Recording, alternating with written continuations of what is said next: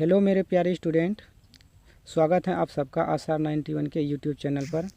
तो देखिए, उसने कहा था कहानी का सप्रश्न व्याख्या आज बताने वाले हैं। यानी चैप्टर 2 है, उसका व्याख्या है। क्वेश्चन नंबर 10 में व्याख्या ही है। तो देखिए, क्वेश्चन नंबर 10 का आता है व्याख्या करने वाले में। क्वेश्चन पहले अच्छा से पढ़ लेते हैं। मृत्यु के कुछ समय पहले स्मृति बहुत साफ हो जाती है। जन्म भर की घटनाएं एक एक करके सामने आती हैं और सारे दृश्यों के रंग साफ हो जाते हैं। समय की धुंध बिल्कुल उन पर से हट जाती हैं। प्रस्तुत पंक्ति की व्याख्या करें। यानी कि ये पंक्ति हैं, तो आपको पहले तो ये पता होना चाहिए कि ये पंक्ति कौन सा चैप्टर से हैं और ये पंक्ति के लेखक कौन है। तो चैप्टर का नाम अगर जो पता रहेगा तो लेखक तो जान ही जाइएगा।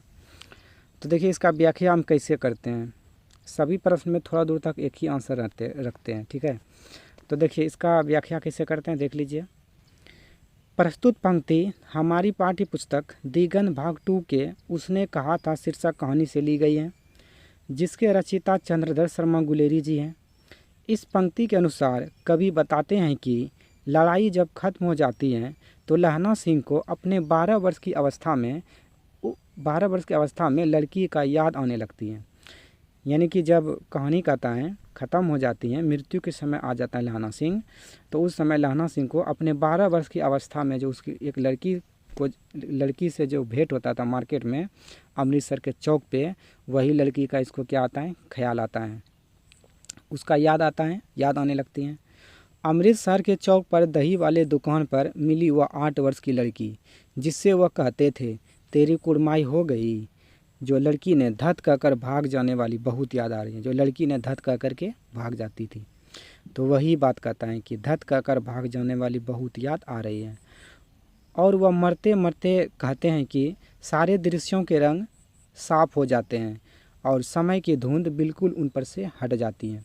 कहने का मतलब हुआ, लहना सिंह ने कहता है हर इंसान मरते समय उसके जीवन में जितना भी घटना होता है सब का सब एक एक करके उसके सामने आता है और उनको याद आता है।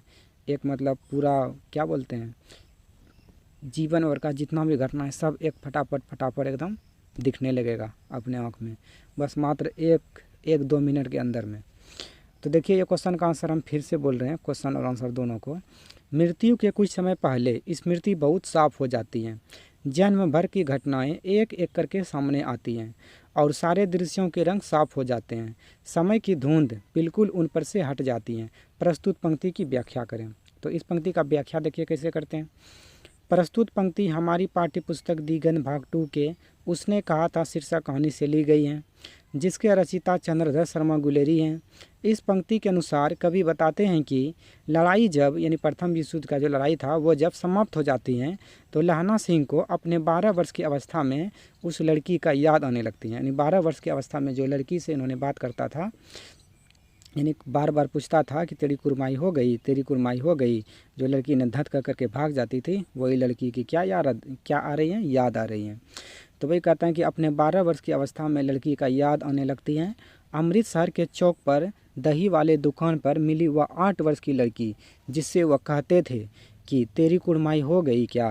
तो लड़की धत कह कर के भाग जाती थी, तो धत कहकर भाग जाने वाली याद इसको आ रही है। और वह मरते मरते कहते हैं कि सारे दृश्यों के रंग साफ हो जाते हैं। यानी जीवन भर का जितना भी दृश्य हैं, अच्छे बुरे कार्य, सब क्या हो जाते हैं, साफ हो जाते हैं और समय की धुंध बिल्कुल उन पर से हट जाती है। यानी कि समय का जो धुंध है, समय उसके पास नहीं रहता है, वो बिल्कुल क्या हो जाते हैं, हट जाते हैं। अब हमको जीवन में क्या करना है, नहीं करना है, वो सब फिर पूरा क्या हो जाते हैं, समाप्त हो जाता है। तो ठीक है, तो ये प्रश्न आशा करता हूँ कि ये प्रश्न भी आपको समझ में आ गया होगा।